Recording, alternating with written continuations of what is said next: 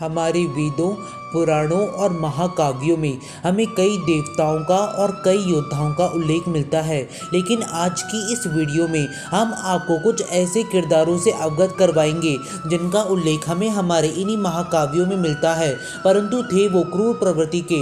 शौर्य, बल और प्रभुत्व में वो किसी से भी कम नहीं थे। आइए जानते हैं ऐसे 10 महाशक्तिशाली पात्रों के बारे में। आपके अपने चैनल हिस्ट्री ऑफ गॉड में आप सभी का बहुत बहुत स्वागत है। अगर आपने अभी तक हमारे चैनल को सब्सक्राइब नहीं किया तो हमारे चैनल को सब्सक्राइब कर दीजिए, इस वीडियो को लाइक कर दीजिए, बेल आइकन आएगा उसे ऑल पे सेट कर दीजिएगा ताकि हमारे लेटेस्ट वीडियो सबसे पहले आपके पास पहुंचे। नंबर 10, मेघनाथ। वे रावण के ज्येष्ठ पुत्र थे। उन्होंने भगवान शिव की कठिन तपस्या की थी, जिसके फलस्वरूप भगवान शिव ने उन्हें अचूक तामसी माया का वरदान दिया था। उन्होंने ब्रह्मा जी की कठिन तपस्या की थी, जिसके फलस्वरूप ब्रह्मा जी ने उन्हें महाशक्तिशाली ब्रह्म से रास्त्र का ज्ञान दिया था। तामसी माया का प्रयोग करने के बाद उन्हें पराजित कर पाना अथवा उनका वध कर पाना लगभग असंभव था। जो मेघनाथ थे उन्होंने देवताओं के राजा इंद्र को परास्त किया था, जिसके बाद उन्हें इंद्रजीत की उपाधि मिली थी। लक्ष्मण जी ने निकुंभला यज्ञ को भंग करके उनका वध किया था, क्योंकि इस यज्ञ के पूर्ण हो जाने के बाद मेघनाथ का वध कर पाना असंभव था। नंबर 9, रावण। रावण त्रेता युग के सबसे शक्तिशाली राक्षसों में से एक थे। वे बल और ज्ञान में किसी से भी कम नहीं थे। उन्होंने अपने बाहुबल से तीनों लोकों पर विजय प्राप्त की थी। इसके साथ साथ उन्होंने नवग्रहों को भी अपने अधीन किया था। रावण ने अपने बाहुबल से बहुत सारे वानरों को परास्त किया था। हनुमान जी को भी अपने युद्ध कौशल से प्रभावित किया था। वे 2 बार लक्ष्मण जी के ऊपर हावी हुए थे। अंत में श्री राम के साथ 7 दिन तक भीषण युद्ध करने के बाद श्री राम ने रावण का वध किया था। नंबर 8, अंधकासुर। अंधकासुर के जन्म का विवरण हमें भिन्न भिन्न पुराणों में मिलता है। वह एक अति शक्तिशाली असुर था। उसने ब्रह्मा जी की कठिन तपस्या करके उनसे यह वरदान प्राप्त किया था कि उसकी मृत्यु केवल और केवल भगवान शिव के ही हाथों हो सकती है।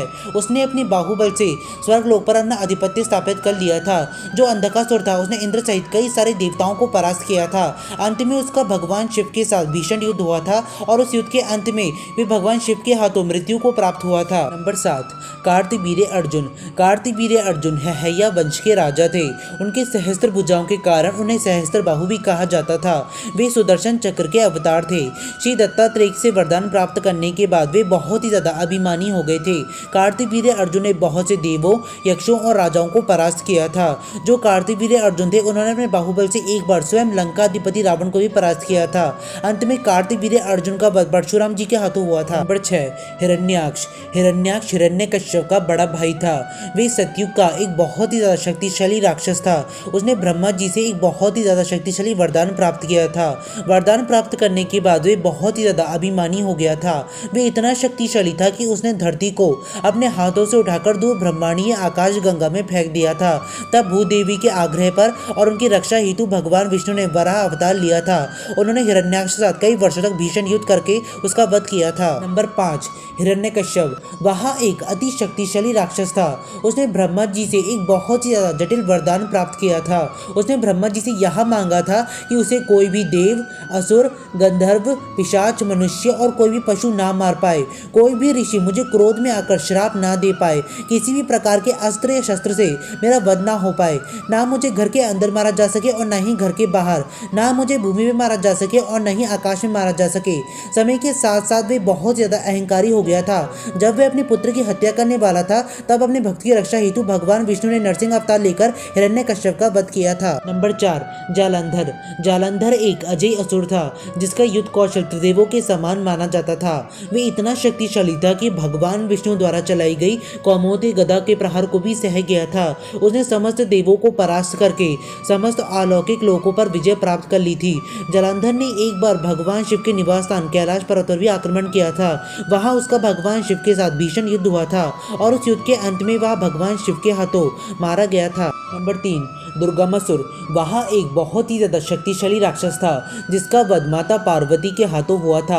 अपने पिता की मृत्यु के प्रतिशोध के लिए उसने दैव्य ऋषियों से 4 वेद चुरा लिए थे, क्योंकि वह यह समझता था कि उसके पिता की मृत्यु दैव्य हस्तक्षेप के कारण हुई है।